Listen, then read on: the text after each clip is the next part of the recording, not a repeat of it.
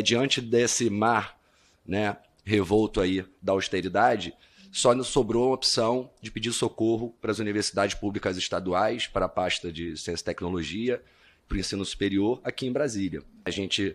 fez muitos acúmulos e a gente partiu, na verdade, desse manifesto porque ele conta um pouco da história, né, de como essa dívida do Rio de Janeiro ela foi sendo, né, catapultada para frente, né, e cresceu, né, principalmente com o Banerj, com esses passivos aí do antigo Banco do Estado lá do Rio, deixaram os passivos para a gente e levaram os ativos, né? E a gente começa falando aí desse projeto de cidade, com grandes eventos, né, que foram secando os cofres públicos do município do Rio de Janeiro. No período de 10 anos foram vários grandes eventos que foram feitos no Rio de Janeiro, como os Jogos Pan-Americanos em 2017, os Jogos Mundiais Militares em 2011, a Jornada Mundial da Juventude em 2013, Copa das Confederações em 2013, Copa do Mundo em 2014 e as Olimpíadas em 2016. E é engraçado que esse último grande evento do Rio de Janeiro, as Olimpíadas de 2016, é o marco dessa crise mais grave que o Rio de Janeiro sofreu. São grandes projetos que foram ali drenando o dinheiro dos cofres do Estado do Rio de Janeiro, né, e deixando cada vez menos dinheiro, né, para as universidades públicas, né, para os hospitais federais, que também estão vivendo a situação de penúria no Rio de Janeiro, né, para a segurança pública. Né, nós sofremos uma intervenção federal da segurança pública naquele episódio que levou aí à morte da nossa companheira Marielle Franco também, nesse contexto aí em 2018. Então, essa crise do funcionalismo público do Estado, né, nesse período de 2015 e 2017, é exatamente o marco ali onde o Rio de Janeiro ele chega ali, né, com as suas contas, né, como nunca tinha tido antes, assim, né, a situação que a gente atravessou ali, servidores ficaram... E aí o conjunto, não são só as universidades públicas, né, mas o conjunto do funcionalismo. Nós ficamos 4 meses sem receber salários, a gente teve que fazer, inclusive, uma organização, né, coletiva para que a gente pudesse arrecadar cestas, né, para os servidores no final do ano. Então foi uma situação muito dramática, né, mas isso remonta muito a esse projeto que a Maria Lúcia já trouxe aqui, de transformar um Estado fiscal num Estado cada vez mais endividado para que se possa justificar, né, as contrarreformas todas, né, que a gente tem vivenciado no conjunto do país e também no Estado do Rio de Janeiro, que é o bode expiatório, né, desse projetão aí. Está sendo colocado para os estados e que levou aí ao surgimento do primeiro regime de recuperação fiscal no Rio de Janeiro em 2017 e o segundo depois em 2021, cortando vários direitos, né, suprimindo direitos dos trabalhadores a partir de uma lei complementar, na verdade, né, porque os regimes são de lei complementar. Então, na verdade, assim, eu estou falando isso tudo contextualizando porque essa situação de austeridade que a gente vive agora, né, de uma calamidade pública no âmbito da administração financeira, quando a crise sanitária chegou, isso se dissipou para todo o Brasil, mas o Rio de Janeiro ele já passava por um decreto de calamidade, mesmo antes da crise sanitária. Então a gente viveu uma crise sanitária ao quadrado, se assim a gente pode dizer, no Rio de Janeiro, e continuamos vivendo os efeitos, né, da crise sanitária, mas do decreto de calamidade também, né, que foi colocado em prática pelo suplente do Pezão, que foi preso, né, o antigo governador do estado do Rio de Janeiro, e o Dornelles ele acabou decretando esse estado de calamidade no Rio de Janeiro. Posteriormente, a gente teve que decretar a calamidade de novo. Então, eu diria que o Rio de Janeiro ele já vem atravessando uma situação de calamidade desde 2015, antes mesmo da crise sanitária. Por isso que o governo federal, inclusive, teve que fazer um aporte de 2,9 bilhões, né, aqui da União, que foi a partir de uma medida provisória em junho de 2016. E isso aí remonta para a gente também um certo esgarçamento do Pacto Federativo, né, com o Estado do Rio sendo pioneiro na implementação dessas principais medidas de austeridade. E aqui eu fiz uma pequena sistematização, né, que é a Lei Complementar 157 de 17, que é o primeiro regime de recuperação fiscal.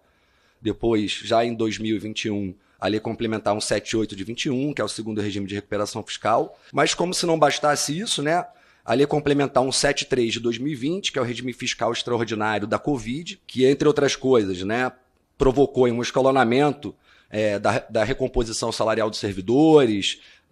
o represamento de direitos adquiridos da gente, né, a espoliação dos direitos previdenciários. E para a gente lá no Rio de Janeiro, uma coisa muito cara que foi a retirada dos nossos triênios, né, a partir dos servidores que entravam a partir de 22, eles já entram sem triênios, né, sem vários direitos previdenciários, o que cria aí uma defasagem nas nossas carreiras. Mas não para por aí, teve ainda a Lei Complementar 192 de 2022 e a Lei Complementar 194 de 22 também, que impôs aí a redução estrutural no orçamento dos entes federados, estados e municípios, e isso representou uma perda de mais de 100 bilhões de reais, né, para estados e municípios em todo o Brasil. Então, assim, isso é um contexto que mostra, né, o tamanho da luta que a gente tem que fazer, né, as articulações. Mas a gente pensou aqui em fazer umas emendas para as universidades estaduais do Rio de Janeiro, por conta dessa contextualização toda, né, que levou a esse estado de penúria do Estado, do conjunto dos servidores, né, mas também e principalmente para as universidades públicas, visto que elas não têm uma autonomia financeira, né? E a gente fez uma propositura de emendas para trazer aqui nessa audiência para reforçar junto às lideranças da casa, porque já está em regime de urgência, o projeto do Propag, ele saiu do Senado, veio aqui para a Câmara dos Deputados, recebeu 77 emendas, já entrou rapidamente em regime de urgência, e a gente sabe que isso faz parte desse pacto todo, né, para que o orçamento seja aprovado, enfim, então houve muito pouco espaço para a gente fazer propostas, né? O projeto não foi distribuído para as comissões como deveria ser, né, para a gente fazer um debate mais amplo aqui dentro da casa, e está em regime de urgência. Então, pensando nisso, a gente tentou essa articulação a partir dessa frente parlamentar mista, e a gente trouxe aqui, né, uma proposta, né, uma propositura de emendas, né, ao projeto de lei complementar 121 de 2024, que é o projeto do Propag. A gente sabe que só pode ser feita emenda de plenário, o relator, que era o deputado Dacide Matos, de Santa Catarina, deixou, né, a relatoria. Possivelmente ela deve ser indicada no dia, em plenário, né? Então a gente não tem nem como conversar com o relator. Então a nossa estratégia passou a ser conversar um pouco com as lideranças, né, daqui da casa, para tentar alguma coisa aqui, né, no sentido de salvar as universidades públicas, né, do que está por vir, na verdade, né? A gente está muito preocupado lá no Rio de Janeiro. Então a gente fez aqui uma propositura de emendas, né, que mexe muito pouco no escopo, né, do Propag. A gente sabe da dificuldade para a gente poder emendar os projetos aqui, e o que a gente propôs aqui foi uma coisa simples, né, que, em linhas gerais, significa o seguinte, que o ensino superior, quer dizer, a pasta de ciência e tecnologia, o ensino superior e as universidades públicas não estavam no escopo do Propag. Isso significa que, para a gente, quando esse projeto descer daqui de Brasília e for para as assembleias legislativas, a nossa luta ela seria muito maior. Nosso apelo aqui é exatamente para que as lideranças elas conversem aqui e pactuem algo, né, no sentido de manter, né, o nosso compromisso de uma universidade pública, né, socialmente referenciada, como a gente sempre conheceu no Brasil, e não, né, essas medidas esdrúxulas, né, de espoliar mais ainda, né, o funcionarismo público, como tem sido feito em São Paulo, né, propondo lá a privatização de escolas, etc. Destacar, né, a importância desse espaço, dessa audiência está acontecendo hoje, enquanto audiência pública, né? Por dois motivos, né? O primeiro de fato, esse debate não tem sido feito como deveria estar sendo feito. Apropriado, né, tanto pelos sindicatos, quanto pelas instituições em si, pelos servidores em geral, considerando a importância, né, e por nos afetar tão diretamente, né, essas medidas de austeridade frequentemente colocadas em formas sucessivas, com algumas mudanças, mas que nos afetam diretamente enquanto servidores. E o segundo motivo é que a gente possa, né, construir e pensar coletivamente as melhores táticas de construção ou de enfrentamento a essas medidas de austeridade, né? Então, acho que a gente vem aqui hoje, especialmente, né, propondo essas emendas construídas pelos sindicatos, né, especialmente aí, pelas estaduais do Rio, em conjunto também com Goiás e Minas Gerais, da gente pensar nessas emendas que possam minimizar os danos, né, que, como foi colocado aqui, também acontecerão com o Propag. A gente vem aqui, né, enquanto universidades públicas e estaduais,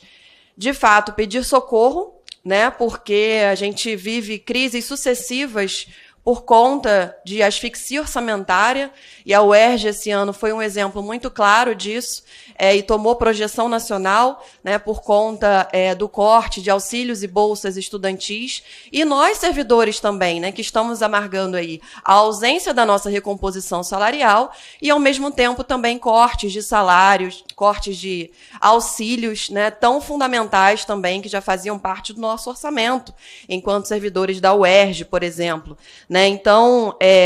um outro ponto para destacar e para finalizar é a questão que nós também estamos propondo enquanto sindicato, enquanto uma pauta do sindicato a partir do Propag, que é o revogaço. né? Então, a gente está aí pleiteando o revogaço do que os regimes de recuperação fiscal anteriores retiraram de direito dos servidores. Como o Propag torna nulos os efeitos dos regimes anteriores, a gente acha que é possível também levantar essa bandeira.